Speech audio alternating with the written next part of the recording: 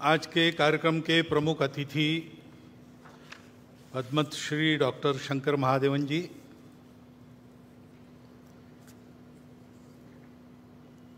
परम श्रद्धेय संतवृंद, माननीय सरकारवाह जी, विदर्भ प्रांत के माननीय संघचालक जी, नागपुर महानगर के माननीय संघचालक, माननीय सहसंघचालक जी, उपस्थित अन्य अधिकारीगण, नागरिक सज्जन, माता भगिनी तथा आत्मीय स्वयंसेवक बंधु, वास्तव में हमारे प्रमुख अतिथि जी ने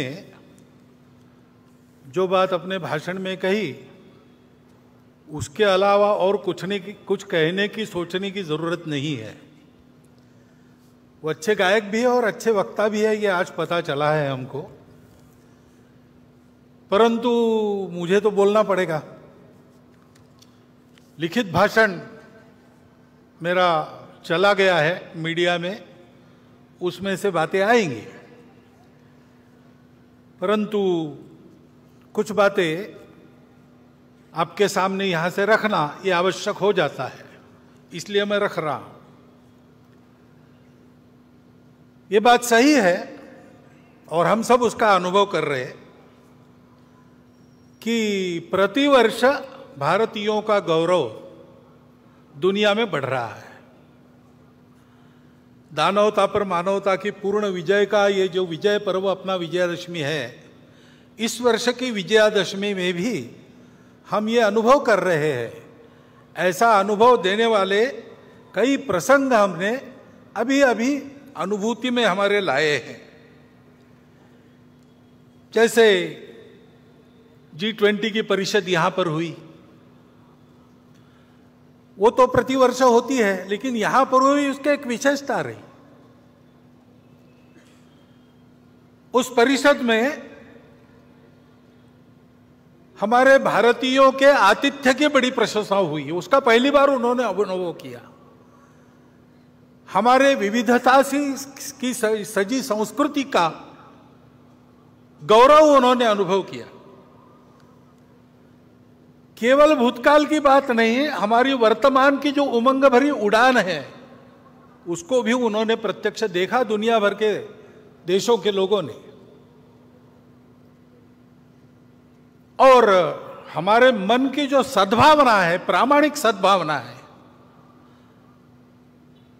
अफ्रीकन यूनियन को सदस्य बनाने में पहले ही दिन परिषद का घोषणा पत्र एक मत से कराने में,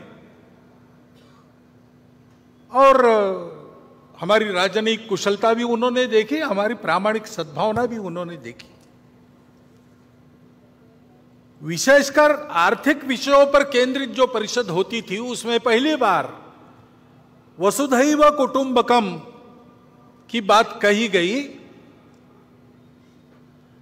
महिलाओं के उन्नति की, महिलाओं के नेतृत्व की बात कही गई, और वो मानव केंद्रित बात हो गई। उसमें करुणा के ग्लोबलाइजेशन की बात भी यहां जो C20 हुआ था वहां रखी गई थी।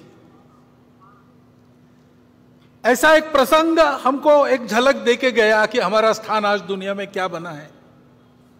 हमारे नेतृत्व के कारण भारत का एक विशिष्ट स्थान दुनिया के अग्रणी देशों में बन गया। इसको हमने अनुभव किया। ऐसा अभिनंदनीय कार्य हमारे सामने हुआ है। और केवल उसी इसमें नहीं, हमारे खिलाड़ी भी इस बार आशियाई खेल हुए। 100 से अधिक, इस भाषण को लिखते तक 107 पदक, 28 स्वर्ण, रौप्य पदक 38 और 41 कांस्य हमारे खिलाड़ियों ने जीते। हमारा देश सब क्षेत्रों में आगे बढ़ रहा है, ये हम देख रहे हैं। आर्थिक स्थिति भी हमारी, हम 5वें नंबर पर 10वें से ऊपर उठकर आ गए इकोनॉमी। डिजिटल टेक्नोलॉजी का हमने उपयोग किया गरीबों के कल्याण में, सारी योजनाएं नीचे तक पहुंची, उसके लाभ, ये सारी बातें हमने की।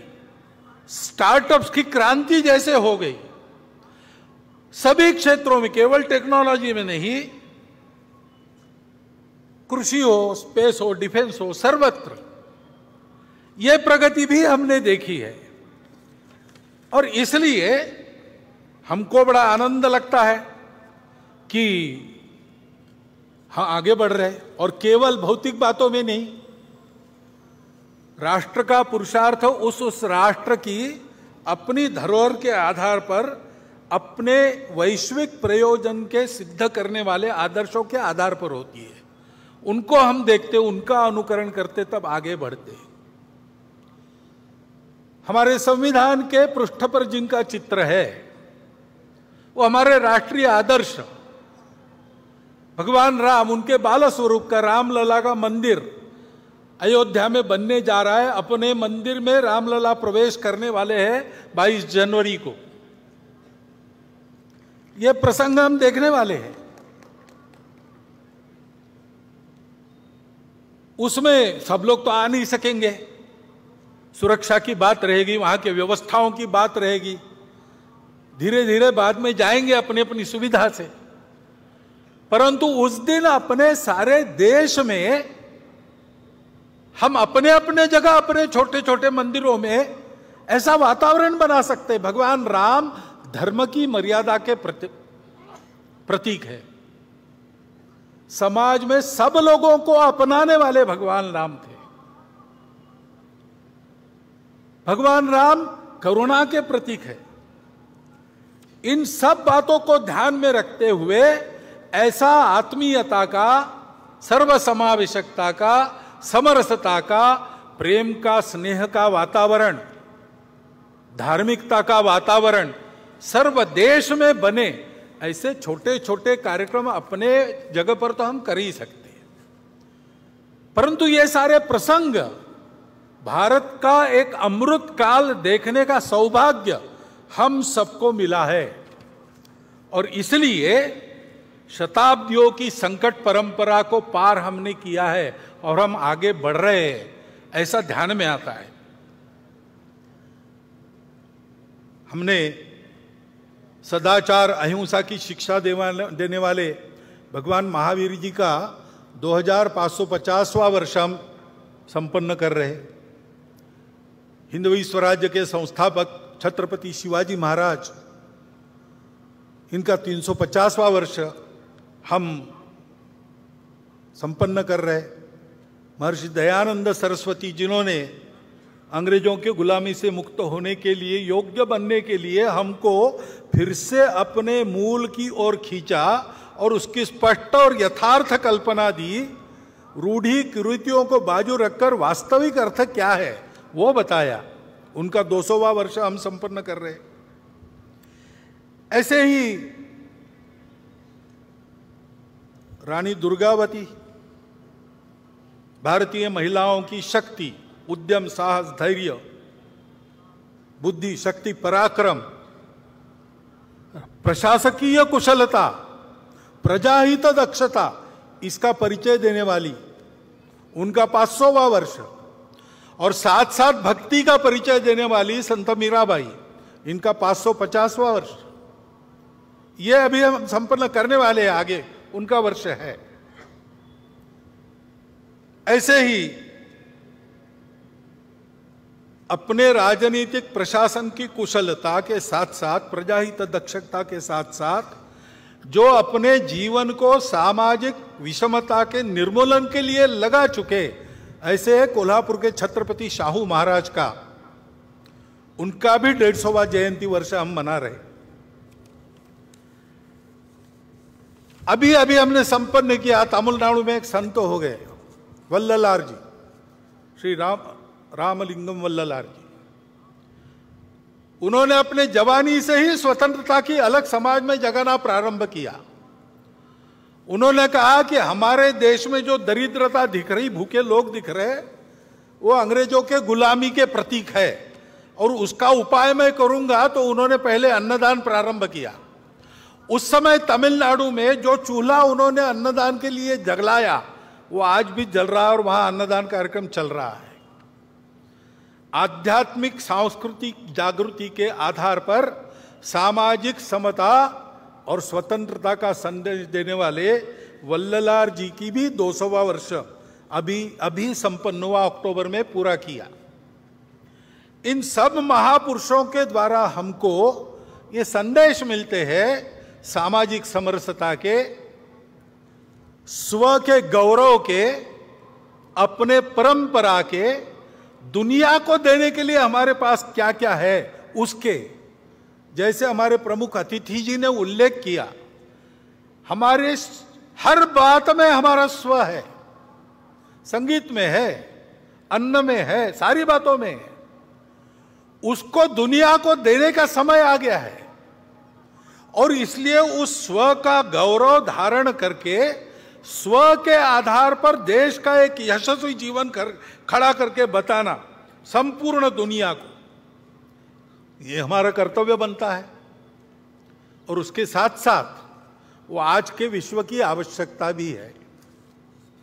आज का विश्व 2000 साल सुख की खोज में अनेक प्रकार के प्रयोग करके थक गया और वो कहता है कि हमको रास्ता चाहिए, क्योंकि विश्व में अनेक समस्याएं जिनका हल उनको नहीं मिला।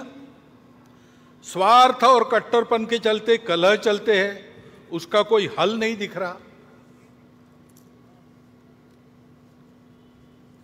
विश्व ने प्रयास किया सबको एक रंग में घोलने का, सब में यूनिफॉर्मिटी लाने का, एकरूपता लाने का।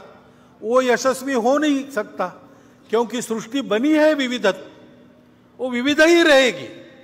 विविधता में एकता कैसे आएगी उसका कोई आधार उनके पास नहीं है और इसलिए स्वार्थ तो रहता ही है, कट्टरपन भी रहता है, उसको चलते एक उन्माद पैदा हो जाता है, अहंकार पैदा हो जाता है, उसके संघर्ष चल रहे।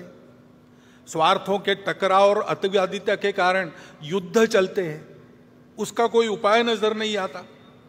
प्रकृति विरुद्ध जीवन शैली, जीवन में स्वैरता, अनिर्बंध उपभोग, आत्यंतिक व्यक्तिवाद, अमर्याद शोषण, अधूरी दृष्टि के कारण उपजने वाले ये सारे दोष है, उसके चलते जो समस्याएं पैदा हुई है पर्यावरण की वगैरह, विश्व को उसका रास्ता नहीं दिख रहा है और उसकी भी अपेक्षा है कि भारत रास्ता दिखाए।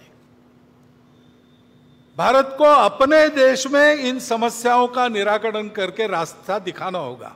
अपने देश में भी ये समस्याएं हैं, बड़ी बात नहीं। समस्या होना कोई गलत नहीं, जीवन में समस्या रहती है और हम आज दिखा रहे कि हम सामना करके उन समस्याओं का उपाय करेंगे। हमारे यहां भी रहती है समस्या, पर्यावरण की समस्या हम देखते हैं, संकट हम पर भी है। अभी हिमालय क्षेत्र में जोशीमठ में घटनाएं हुई, हिमाचल प्रदेश में घर धंसने लगे, उत्तराखंड में हुआ। पूरे हिमाचल क्षेत्र में ये जो प्रकृति का प्रकोप दिखता है, चर्चा करते लोग कि क्या होगा, यहां भी गड़बड़ हुई तो कैसे होगा, कोई बड़ा संकट आने वाला है क्या? आने वाला होगा तो होगा, लेकिन डरने की क्या बात है, उसका उपाय करने की बात है। महत्वपूर्ण क्षेत्र है, हमारी उत्तर सीमा इस क्षेत्र से बनती है। हमको सीमा सुरक्षा का भी विचार करना पड़ेगा। इस क्षेत्र में उत्तर भारत की सारी बड़ी नदियां जल लाती है, चीन को भी जल ले जाती है, दक्षिण पूर्व एशिया को भी जल ले जाती है। इस क्षेत्र का खराब होना, इसका मतलब हमारी जल व्यवस्था का खराब होना होता है। तो जल सुरक्षा का भी विचार करना पड़ेगा, पर्यावरणीय स्वास्थ्य का भी विचार करना पड़ेगा। उत्तर को हिमालय की दीवार खड़ी है, इसलिए हमारे यहां 6 ऋतु चलते हैं। वर्षा होती है मौसमी हवाओं के कारण, वो हवाएं वहां टकराती है, फिर से भारत में वापस आती है, जाते समय आते समय वर्षा होती है। इसमें अगर बदल हुआ तो पर्यावरण का संकट भी है और इसलिए दक्षिण पूर्व एशिया की दृष्टि से, भारत की सुरक्षा की दृष्टि से उस क्षेत्र में चीन दस्तक दे रहा है। जल सुरक्षा, पर्यावरणीय सुरक्षा, सीमा की सुरक्षा, कुल मिलाकर अपने देश के स्वास्थ्य के लिए उस हिमालय क्षेत्र का एक क्षेत्र के नाते अलग सा विचार करते हुए इसको कैसे करना, इसको हमको तय करना पड़ेगा। ये तो एक क्षेत्र विशेष की समस्या हो गई, परंतु कुल मिलाकर ही हम अगर देश की स्थिति देखते हैं तो देश आगे बढ़ रहा है, आत्मविश्वास बढ़ रहा है, आगे जाना है, लेकिन आगे जाते समय दुनिया को नया रास्ता दिखाना है अपने स्व के आधार पर। तो हम लोगों को दुनिया की नकल नहीं करनी है, हम लोगों को अपना रास्ता बनाना है। बाकी बातों का प्रयोग दुनिया ने कर लिया, हमको आज के समय में अपनी बातों के आधार पर एक यशस्वी प्रयोग दुनिया को देना है। देश का जीवन कैसे खड़ा किया जा सकता है स्व के आधार पर, और ये नहीं कि हम नहीं कर रहे, हम कर रहे। सरकारी नीतियों में भी ये प्रकट हो रहा है। नई अंग्रेजी में कहते हैं इनोवेटिव, ऐसे उपाय करके अपना देश आगे बढ़ रहा है। नीतियां ऐसे चल रही है, लेकिन प्रशासन ने भी ऐसा चलना चाहिए। तो प्रशासन के दिमाग में ये बात चाहिए, वो पूरी है ऐसा लगता नहीं, उनको तैयार होना पड़ेगा। और शासन प्रशासन तो अपना काम कर ही लेंगे, परंतु समाज को भी करने की आवश्यकता है। समाज को भी अपने स्व का पूर्ण ज्ञान होना चाहिए। यह समझ में आना चाहिए कि हमारी सब बातों में हमारा स्व है, इसलिए हमारी कौन सी बातें काल सुसंगत है उनको रखना चाहिए, कौन सी ऐसी बातें दुनिया में चल रही जिससे हमको सीखना है उसको हमको लेना है, परंतु देशानुकूल बनाकर लेना है, और कौन सी ऐसी बातें हैं जो हमारी अपनी है, वो समयानुकूल है कि नहीं, काल सुसंगत है कि नहीं, ये देखते हुए उनमें आवश्यक परिवर्तन करते हुए, जो कालबाह्य हो गई उनको छोड़ते हुए हमको भी अपने आचरण को बदलकर आगे चलना चाहिए। क्योंकि संपूर्ण देश को आगे बढ़ना है तो शासन की स्व आधारित युगानुकूल नीति बन रही है, धीरे धीरे ही बनेगी। गलत नीति पर पोथीनिष्ठता के कारण या भ्रामक कल्पनाओं के कारण इतना आगे चले गए थे, एकदम अबाउट टर्न नहीं हो सकता। ऐसे हम गए, अब धीरे धीरे मुड़ रहे हैं, वो काम होगा, परंतु उसके साथ साथ हमको प्रशासन की तत्पर सुसंगत लोकाभिमुख कृति चाहिए। और हमारे लिए सबसे महत्वपूर्ण है समाज का मन वचन कर्म से सहयोग और समर्थन। इससे देश की स्थिति में परिवर्तन आएगा। आज की हालत में अपने मूल्यों पर हम खड़े होकर अगर परिवर्तन लाते हैं तो उससे दुनिया को नया रास्ता मिल जाएगा। अब ये हम करने लगे, लेकिन थोड़ा और एक बात का भी ध्यान रखना पड़ेगा। दुनिया में कुछ लोग हैं, भारत में भी कुछ लोग हैं जो नहीं चाहते कि भारत खड़ा हो, और इसलिए समाज में कैसे विभेद पैदा करना, समाज की सामूहिकता जो निर्माण हुई उसको कैसे तोड़ना, अलगाव और टकराव कैसे पैदा करना, ऐसा वो प्रयास करते हैं। अपनी असावधानी के कारण, अपने अविवेक और परस्पर अविश्वास के कारण हम भी कभी कभी उसमें फंस जाते और अप्रत्याशित उपद्रव खड़े हो जाते। क्योंकि भारत का उत्थान होगा तो कलह मिटेंगे, भारत का उत्थान होगा तो दुख जाएगा, शोषण जाएगा। इनके आधार पर अपने स्वार्थ का धंधा करने वाली दुनिया की और अंदर की जो ताकतें हैं, भारत बड़ा होने से उन पर मर्यादा आएगी, वो अपने खेल नहीं खेल सकेंगे। इसलिए इनका निरंतर विरोध चलता है। विरोध करने के लिए किसी विचारधारा का आवरण ये लोग ओढ़ लेते हैं, बड़ी चिकनी चुपड़ी बातें करते हैं, कोई बड़ा उद्देश्य, मन लुभावन उद्देश्य ऐसा घोषित करते कि हम इसके लिए काम कर रहे हैं, लेकिन उनका उद्देश्य दूसरा ही रहता है, अपना उल्लू सीधा करने का रहता है।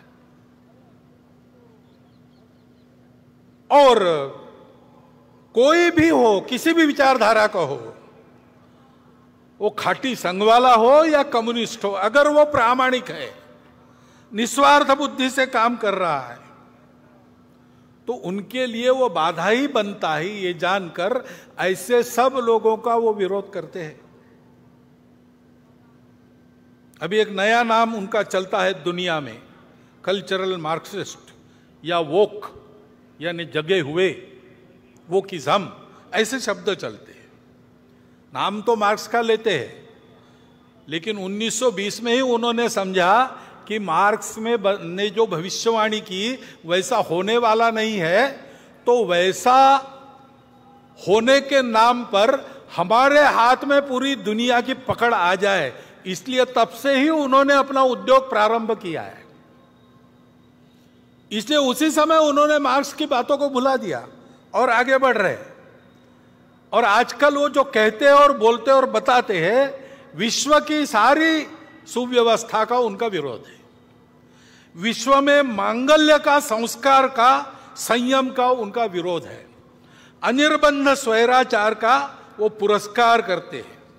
ये पुरस्कार सहज हो जाए, जोर से हो जाए, इसलिए माध्यमों को और अकादमियों में अपना वर्चस्व स्थापित कर उनका उपयोग करते हैं। देश की शिक्षा को भ्रष्ट करते हैं, देश के संस्कार को भ्रष्ट करते हैं, राजनीति, सामाजिक वातावरण, इन सब को भ्रम और भ्रष्टता का शिकार बनाते हैं।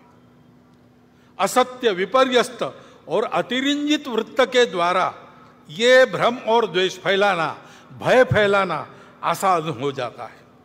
उसके चलते जो झगड़े बनते हैं, उन झगड़ों में उलझाकर समाज को अपनी पकड़ में लाना, अपनी अधिसत्ता में फांसना, ये वो करते हैं।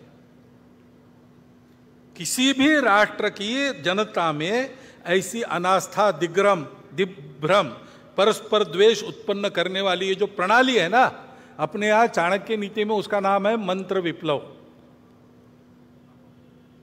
विष से एक आदमी मरता है, बाणों से एक को ही मार सकते हैं, लेकिन मंत्र विप्लव से प्रजा सहित राजा का नाश होता है, ऐसी उक्ति है। ये इन लोगों से हमको ध्यान रखना पड़ेगा, बचना पड़ेगा। राजनीतिक स्वार्थों के लिए अपने प्रतिस्पर्धी को पराजित करने की जो उद्योग चलते हैं, उसमें इन शक्तियों के साथ गठबंधन करने का अविवेक भी चलता है। यह अपेक्षित नहीं है, लेकिन होता है। और समाज में अगर आत्मविस्मृति है, समाज में अगर अनेक प्रकार के भेद है, आपस में लड़ाई है, स्वार्थों की प्रतिस्पर्धा है, ईर्ष्या है, द्वेष है, तो फिर उनका काम आसान हो जाता है। और इसलिए इन आसुरी शक्ति को बल न बढ़े, ऐसा हमको देखना है। हम इधर उधर की घटनाएं देखते हैं तो ये सहज बात ध्यान में आती है कि ऐसा कुछ है। अभी मणिपुर की परिस्थिति को लेके अभी शांत हो रही है, लेकिन ये आपस में झगड़ा कैसे हुआ? बहुत वर्षों से वहां मणिपुरी मैतेई और मणिपुरी कुकी वो साथ में रहते हैं, अचानक कैसे झगड़ा हुआ? सीमा लगत क्षेत्र है वो भारत का, वहां पर ऐसा होना, वहां पर अलगाव की बातें खड़ी होना, वहां पर ऐसे आपस में झगड़े होना, इससे किसका फायदा है? बाहर की शक्तियों का भी फायदा है। बाहरी लोग थे क्या करने वाले? मजबूत सरकार है और तत्पर भी है। स्वयं गृह मंत्री वहां जाकर बैठे 3 दिन, और मिनिस्टर जाके वहां 15-15 दिन रहे, सारा प्रयास किया। वहां की सरकार चाहती नहीं, देश की सरकार प्रतिबद्ध है, ऐसे होकर भी चलता रहा, क्योंकि शांति का प्रयास होता है और सफल हो रहा ऐसा देखते देखते ही कोई हादसा करवा दो तो फिर से दूरी बढ़ती है, फिर से द्वेष बढ़ता है। ये करने वालों के पीछे कौन थे? ये गुस्सा भड़काने वाले लोग कौन थे? ये हम देखते हैं तो ध्यान में आता है कि इसमें ये हो नहीं रहा है, ये कराया जा रहा है, और इसलिए बहुत काम करना पड़ेगा, बहुआयामात्मक काम करना पड़ेगा। वहां लोगों के मन टूट गए। केवल शांति का प्रश्न नहीं, अब समाज को जोड़ने का भी प्रश्न है। संघ के स्वयंसेवक पहले से अंत तक वही करते रहे, आज भी कर रहे हैं।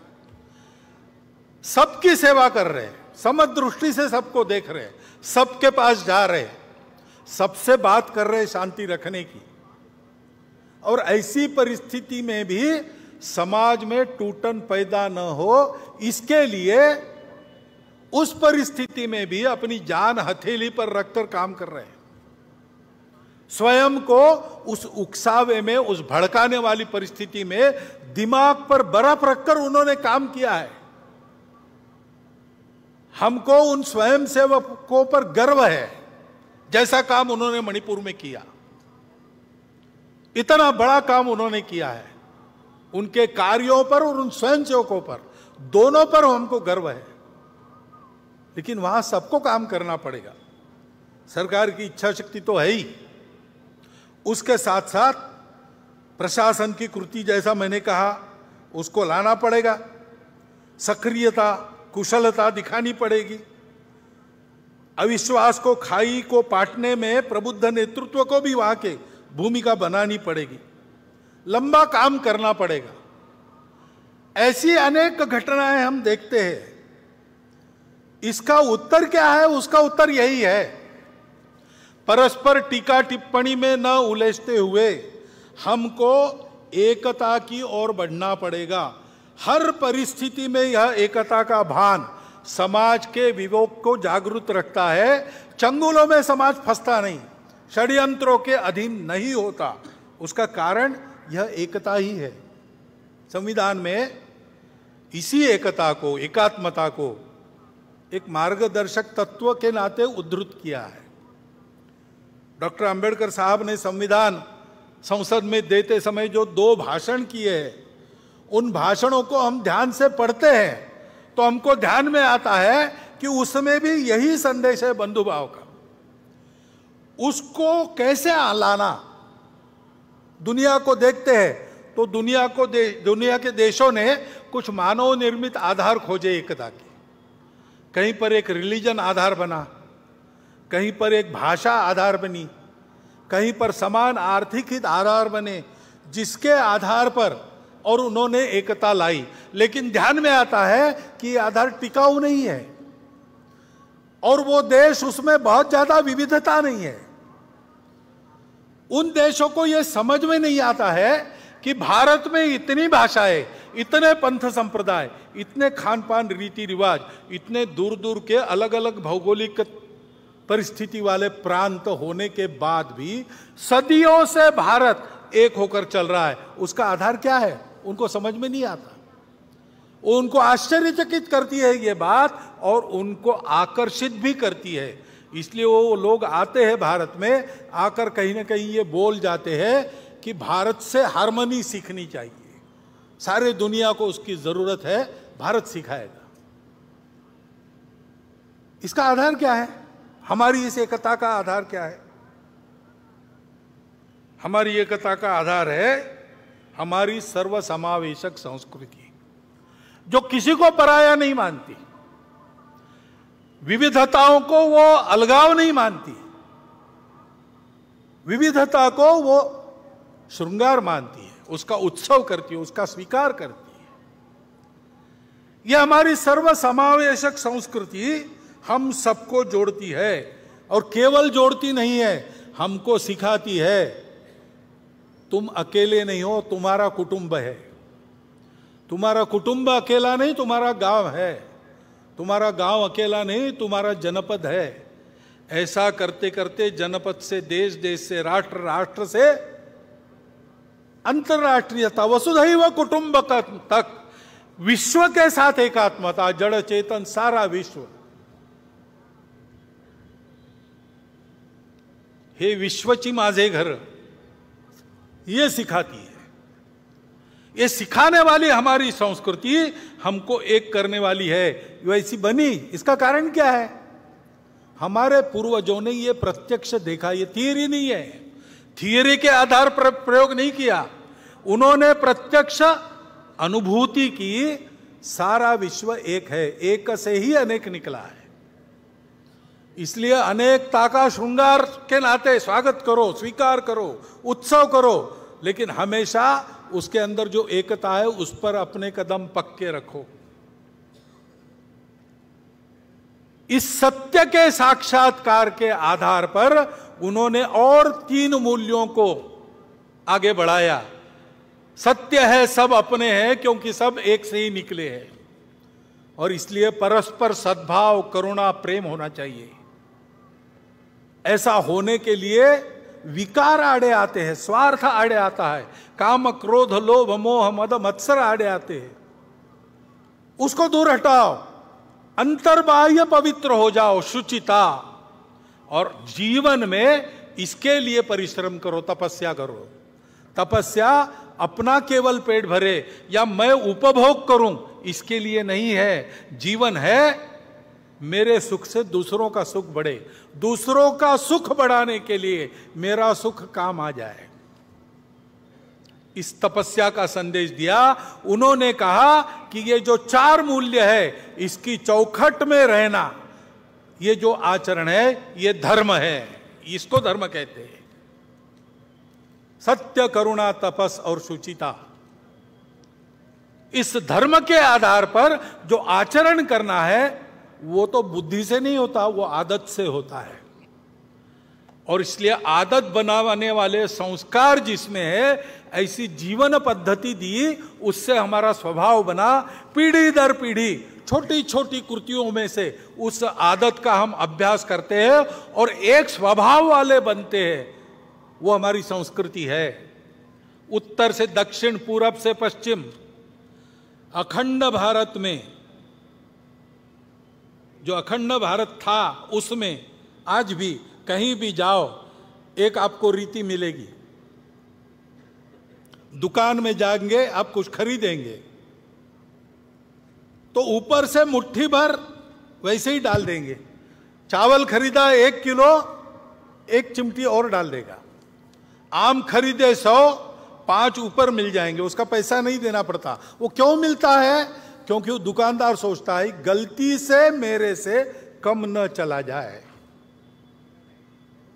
मैंने कीमत ली है, मैं पूरा दूंगा। ये चलता है, केवल भारत में चलता है, अखंड भारत के क्षेत्र में। कहां है? किसी ग्रंथ में लिखा है? इस विषय को लेकर प्रवचन होते हैं?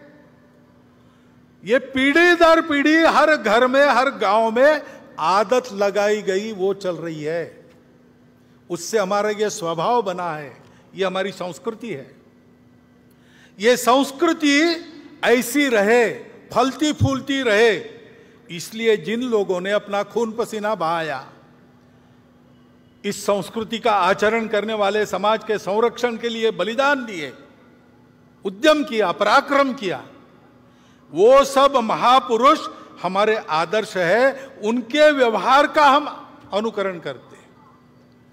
और ये सब ऐसे हुआ, उसका और एक कारण है, और सबसे महत्वपूर्ण कारण है, हमारी भारत माता सुजल सुफल मलयज शीतल थी, इसलिए हम समृद्ध थे। और तीनों ओर से पर्वतमालाएं, उस पूरे को पहले हिमालय कहा जाता था, और तीनों ओर से सागर। ऐसी सुरक्षितता के परिस्थिति में थे, हम सुरक्षित थे, इसलिए हमको लड़ाई झगड़े का काम नहीं पड़ा, हमको जीवन के लिए संघर्ष बहुत ज्यादा नहीं करना पड़ा। हमने फुर्सत का उपयोग सत्य की खोज के लिए किया। जहां दुनिया बाहर का सच देखकर उतना ही देखकर रुक गई, वहां हमने उसके परे जाकर अंदर के सत्य को खोजा, तब हमको वो सत्य मिला विश्व की एकता का। तो हमारे भारत माता का उपकार है, उसकी भक्ति वो हम सबको जोड़ती है। हम रहे ना या ना रहे, भारतीय रहना चाहिए। यह सब पर लागू है, सब जातियों पर लागू है, सब पंथ संप्रदायों पर लागू है। हमारे देश में इतने सारे पंथ संप्रदाय है पहले से, विदेशी आक्रांताओं के कारण और भी कुछ आ गए, चलो रह गए हमारे यहां। हम सर्वसमावेशक है, हम सबको स्वीकृत करते हैं, सबके लिए लागू है भारत माता की भक्ति। हम सबके पूर्वज वही है, समान है, समान पूर्वजों का गौरव, उनके आदर्शों का अनुकरण, और इस सर्वसमावेशक सबको स्वीकार करने वाली, संस्कार देने वाली, भद्रता सिखाने वाली, सत्य, करुणा, शुचिता और तपस के चौखट में चलने वाली संस्कृति को स्वीकार करके चलना, यही हमारे एकता का आधार है। उसी से एकता निकलती है। स्वार्थ के आधार पर एकता होती है क्या? तुम मुझे ये दो, मैं तुम्हें वो दूंगा, ये सौदा कितने दिन चलेगा? ये चलता नहीं। राष्ट्र की एकता सौदों के आधार पर नहीं होती। राष्ट्र की एकता अपनेपन के कारण होती है। वो स्थायी अपनापन इन तीन बातों से हमको मिलता है, लेन देन से नहीं मिलता है। बहुत लोग मिलते हैं, वो चिंतित है। देश में जो छोटी मोटी घटनाएं होती है, ऐसी छोटी मोटी ही होती है, लगभग पूरे समाज में एकता का वातावरण है, लेकिन उसको तोड़ने का प्रयास तो हो रहा है, इसलिए वो चिंतित है। आकर मिलते हैं, कहते हैं कि ये फितना फसाद और कितान ठीक नहीं, यानी आपस में संघर्ष ठीक नहीं, एक दूसरे को मारना ठीक नहीं, हिंसा ठीक नहीं है, विवाद ठीक नहीं है। उसके जगह सुलह, समलामती और अमन पर चलना चाहिए। आपस में बात करनी चाहिए, सुरक्षित रहना चाहिए, शांति से रहना चाहिए। ये बात ठीक है, ऐसे ही चलना चाहिए। उसको करना है तो ये बात ध्यान में रखनी पड़ेगी कि हम लोग दिखने में अलग है, वास्तव में अलग नहीं है। हमारी पूजाएं अलग अलग है, भाषाएं अलग अलग है। हो सकता है पूजाएं एक दो बाहर से भी आई हो, दिखने में हम अलग है, लेकिन अलग अलग लोगों को यहां एक होने की बात ही नहीं है, जो पहले से एक थे और जिनमें ये सारी विविधता का पूर्ण स्वीकार पहले से था। ऐसे हम एक लोग हैं, अपनी एकता के इन तीन सूत्रों को भूल गए, इसलिए आज आपस में हम एक दूसरे को अलग अलग मान रहे हैं। वो भूलना और अपनी एकता को याद करना, ये करेंगे तब हम जुड़ेंगे। उसी आधार पर हमको फिर से जुड़ना है। हमारी समस्याएं हैं, आपस में हमारे है कुछ विवाद हो सकते हैं। विकास चल रहा है तो विकास में हमको कुछ चाहिए, ज्यादा चाहिए, मुझे चाहिए, यह स्पर्धा है।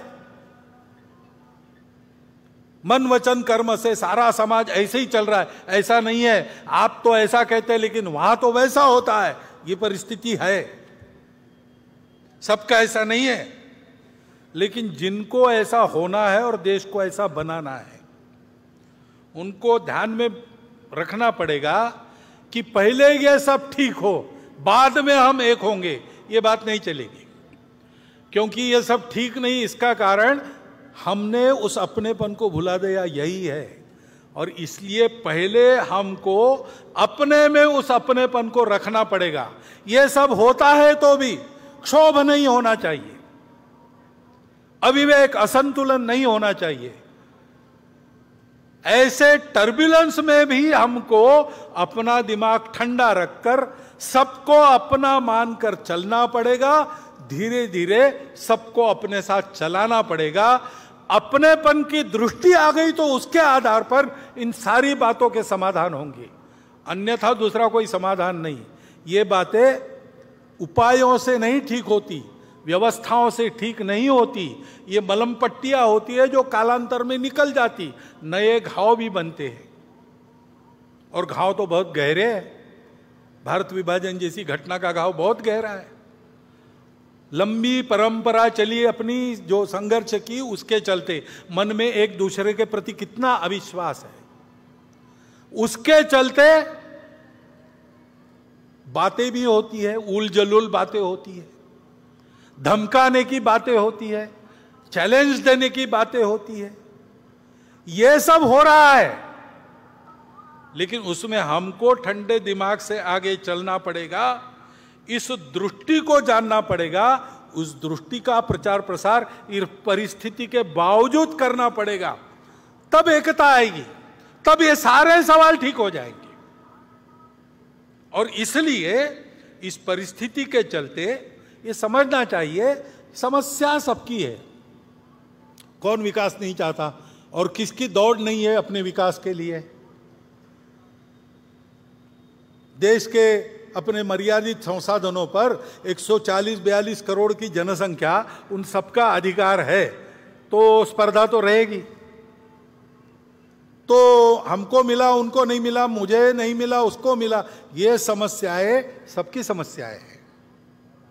सबको जल्दी है सब ठीक हो, परंतु ये सारी समस्या है, उनके कारण हम पर अन्याय हो रहा है, हमको अलग किया जा रहा है। ये विक्टिमहुड की मानसिकता है, उसके अधीन होने से काम नहीं चलेगा। कोई विक्टिम नहीं है, एक परिस्थिति है जिसमें से हमको गुजर के सबका भला करना है। हमारा भी हो, सबका हो, सबके साथ हम हैं। पूरा समाज ठीक होगा, हम भी ठीक हो जाएंगे उसके साथ। मैं ठीक होऊंगा और बाकी समाज वैसे ही रहेगा, ये चलेगा नहीं। ये समझ के चलना पड़ेगा। एक दूसरे के प्रति जो अविश्वास है उससे बाहर आकर चलना पड़ेगा। और ध्यान में रखना पड़ेगा कि राजनीति अपने देश में स्पर्धा पर चलती है। स्पर्धा में अनुयायी अपने पीछे ज्यादा खड़े हो, इसलिए समाज को बांटना ये दुर्भाग्य से रीति बन गई। और इसलिए राजनीति से इन प्रश्नों का हल नहीं निकलेगा। राजनीतिक वर्चस्व कमाकर हम इसको ठीक करेंगे, ये बात बेकार है। हमारी लोकशाही है, प्रजातंत्र है, इसमें सब लोग समान हैं, कोई ऊपर नीचे नहीं है। उसकी पद्धति से ही हमको चलना पड़ेगा। परंतु समाज की एकता के लिए हमको राजनीति से अलग होकर सारे समाज का विचार करते हुए चलना पड़ेगा। ये नहीं मानना कि ऐसा करने में कोई हम शरण जा रहे किसी को। यह भी नहीं मानना कि लड़ाई चल रही थी, अब युद्धबंदी हो गई, सीज फायर हो गया, ऐसा नहीं है। ये किसी के स्वार्थ की, किसी पार्टी की पुकार नहीं है, अपनी इमेज ठीक करने का एक्सरसाइज नहीं है। ये अपनेपन की पुकार है। जिनको सुनाई देगी उनका भला होगा, जो फिर भी नहीं सुनेंगे उनका क्या होगा मुझे पता नहीं। अपनेपन की सुखा ये लेकर चलना पड़ेगा अपने। फिर से मैं याद दिलाता हूं, डॉक्टर बाबा साहब आम्बेडकर के वो दो भाषण पढ़िए, बार बार पढ़िए, पारायण करने लायक है। जैसे हम अपनी अपनी श्रद्धा के अनुसार किसी पवित्र ग्रंथों को पढ़ते हैं प्रतिवर्ष, हमारे संघ के स्वयंसेवक डॉक्टर साहब का चरित्र प्रतिवर्ष पढ़ते, वैसे डॉक्टर बाबा साहब आम्बेडकर के समग्र नहीं पढ़ सकते, कम से कम वो दो भाषण प्रतिवर्ष पढ़ते रहिए, 15 अगस्त 26 जनवरी को। उसमें यही संदेश है। और ये काम एकाएक होने वाला नहीं है, लंबा प्रयास करना पड़ेगा। क्योंकि जैसा मैंने कहा कि घाव बहुत गहरे हैं, उनको भरने में समय लगेगा। वो घाव गहरे, इससे क्या क्या अनुभव आते हैं। वाणी अविवेक तो दिख ही रहा है। यहां तक होता है कि मुझे किसी बस्ती में घर नहीं मिलता, मैं घर ढूंढने गया तो मुझे अपने बस्ती में ही जाना पड़ता है, दूसरे बस्ती में नहीं मिलता। एक ही देश के रहने वाले लोग इतने पराये हो गए, लेकिन ये अनुभव आते हैं। ये कटुता है समाज में, लेकिन हमको उससे अलिप्त रहना है। जिनको ये करना है, जो संपूर्ण समाज की एकता चाहते हैं, भारतवर्ष एक होकर परम वैभव संपन्न बने ऐसा चाहते हैं, जो वास्तविक हिंदुत्व के अभिमानी है, ऐसे सब लोगों को, जो जो ये चाहते हैं, उनको अपने जिह्वा पर संयम रखना पड़ेगा। झगड़े की भाषा अलग होती है, दोस्ती की भाषा अलग होती है। दोस्ती की भाषा शरणागति नहीं है, दोस्ती की भाषा दुर्बलता नहीं है, शक्ति संपन्न बनकर दोस्ती करना। शक्ति संपन्न जब अच्छे लोग बन जाते हैं तो उससे वो गुंडागर्दी नहीं करते, वो सबको शक्ति संपन्न बनाते हैं, दुर्बलों की रक्षा करते हैं, वो सबको अपना मानकर चलते हैं, समदृष्टि रहते हैं। शील की भी ताकत रहती है शारीरिक शक्ति के साथ साथ, वो शील हमको विद्या विनय संपन्नो ब्राह्मणो गवि अस्तिनी शुनिचैव स्वपाके च पंडिता समदर्शिना। पंडित यानी विद्वान यानी जानकार लोग सबको समान नजर से देखते हैं, यह बताता है। ऐसा हमको चलना पड़ेगा, सहन बहुत करना पड़ेगा, उकसावे में आना छोड़ देना पड़ेगा, अविश्वास छोड़ना पड़ेगा, अपने जबान पर लगाम लगाना पड़ेगा। किसी एक तरफ ये इशारा नहीं है, सभी तरफ है, सभी तरफ से होता है। सब जगह ऐसे लोग हैं जो ये समझते नहीं, या ऐसे लोग हैं जो ये होने देना नहीं चाहते। उनको छोड़ दो, उनको इग्नोर करो, अपने रास्ते पर बढ़ो, सबको जुटाओ। ऐसा चलना पड़ेगा तो फिर इस देश में इन घातक खेलों की माया में से बचकर हम लोग आगे बढ़ेंगे। ये बातें चलेगी, गुंडागर्दी होगी तो उसका तो इलाज एक ही है, संगठित बल संपन्न समाज, नागरिक अनुशासन, कानून सुव्यवस्था और संविधान का पालन करके चले। इस गुंडागर्दी के प्रतिकार में शासन प्रशासन का सहयोगी बन के चले, यही उसका उपाय है। इसलिए बल संपन्न संगठित समाज बनाने का काम संघ कर रहा है। सावधान रहना है, क्योंकि अब आने वाले दिन भी अब चुनाव के दिन है। अभी राज्यों की चुनाव है, आगे लोकसभा का है।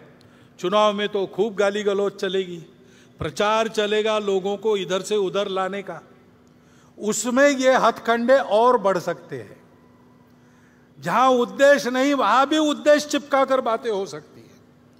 ध्यान में रखना, चुनाव में मतदान करना हर नागरिक का कर्तव्य है, वो हम सब ने करना चाहिए, मतदान को छोड़ना नहीं चाहिए, वो हमारा राष्ट्रीय कर्तव्य है।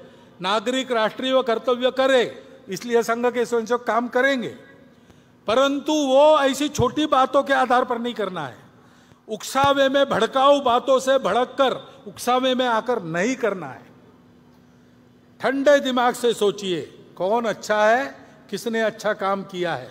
सबका अनुभव अब भारत की जनता के पास है, सबका अनुभव ले लिया। अब इसमें कौन अवेलेबल बेस्ट, उसको देना। ऐसा हमको चलना पड़ेगा। मतदान के प्रचार के समय ये सारे हथकंडे फिर से अपनाए जाएंगे, उसकी आग में हमको पड़ना नहीं चाहिए। ये ध्यान रखकर हम आगे बढ़े। संघ ऐसे जाएगा। 1925 के बाद, 1925 को संघ शुरू हुआ, 2025 100 साल पूरे होते हैं। 26 तक वो हम शताब्दी का वर्ष, 100 साल पूरे होने बाद का वर्ष हम मनाएंगे। और इसलिए ऊपर निर्दिष्ट सभी बातों में संघ के स्वयंसेवक पहल करेंगे। संपूर्ण समाज में, आचरण में, उच्चारण में देश के प्रति अपनत्व, संपूर्ण देश के प्रति अपनत्व की भावना प्रकट हो। मंदिर, पानी, स्मशान में कई भेदभाव बाकी है तो वह समाप्त हो। परिवार के सभी सदस्यों में, कुटुंब के, नित्य मंगल संवाद, संस्कारित व्यवहार व संवेदनशीलता बनी रहे, बढ़ती रहे। उनके द्वारा समाज की सेवा होती रहे। सृष्टि के साथ संबंधों का आचरण अपने घर से पानी बचाकर, प्लास्टिक हटाकर और घर आंगन में और देश में हरियाली बढ़ाकर हो। स्वदेशी के आचरण से देश का भला होता है, देश आत्मनिर्भर होता है। आत्मनिर्भरता का कई प्रकार का प्रयास सरकार के द्वारा हो रहा है। समाज भी इसमें चले, स्वनिर्भर होना, स्वावलंबी होना, फिजूल खर्ची नहीं करना, देश में रोजगार बढ़ना और देश का पैसा देश के ही काम आना, ये स्वदेशी है। उस स्वदेशी का आचरण भी अपने घर से प्रारंभ होना चाहिए। कानून व्यवस्था और नागरिकता के नियमों का पालन हो, समाज में परस्पर सद्भाव और सहयोग की प्रवृत्ति सर्वत्र व्याप्त हो, इन सभी आचरणात्मक बातों का होना सब चाहते हैं, लेकिन छोटी छोटी बातों से प्रारंभ कर उनके अभ्यास के द्वारा इस आचरण को अपने स्वभाव में लाने का सतत प्रयास आवश्यक है। संघ के स्वयंसेवक प्रयास स्वयं करेंगे और समाज को भी उस प्रभाव में जोड़ेंगे। अभावग्रस्त बंधुओं की सेवा, समाज की आपत्तियों में सेवा संघ के स्वयंसेवक नित्य करते रहे, आगे भी करते रहेंगे, लेकिन इस पर संघ के स्वयंसेवक आगे लगेंगे, उसकी तैयारियां उन्होंने प्रारंभ कर दी है। समाज हित में शासन सोचता है, प्रशासन और समाज शक्ति भी, समाज की सज्जन शक्ति भी कुछ करती है। उन सब में संघ के स्वयंसेवकों का योगदान रहेगा। समाज की एकता, सजगता और सभी दिशा में निस्वार्थ उद्यम, जनहितकारी शासन और जनोन्मुख प्रशासन स्व के अधिष्ठान पर खड़े होकर परस्पर सहयोग पूर्वक प्रयासरत रहते, तब राष्ट्र बल वैभव संपन्न बनता है। और ऐसा राष्ट्र ही अपनी संस्कृति पर सबको अपना कुटुंब मानने वाली, तमस से प्रकाश की ओर ले जाने वाली, असत से सत की ओर ले जाने वाली और मर्त्य जीवन की से अमृत जीवन की सार्थकता तक बढ़ाने वाली संस्कृति, हमारी संस्कृति जैसी है वैसी जब वो संस्कृति होती है, तब वह राष्ट्र विश्व का खोया हुआ संतुलन वापस लाते हुए विश्व को सुख शांतिमय नव जीवन का वरदान प्रदान करता है। ऐसा भारत हमको बनाना है। ऐसे भारत बनने का, हमारे राष्ट्र के नवोत्थान का दुनिया में यही प्रयोजन है। चक्रवर्तियों की संतान लेकर जगत गुरु का ज्ञान, बढ़े चले तो अरुण विहान, करने को आए अभिषेक, प्रश्न बहुत से उत्तर एक। भारत माता की जय।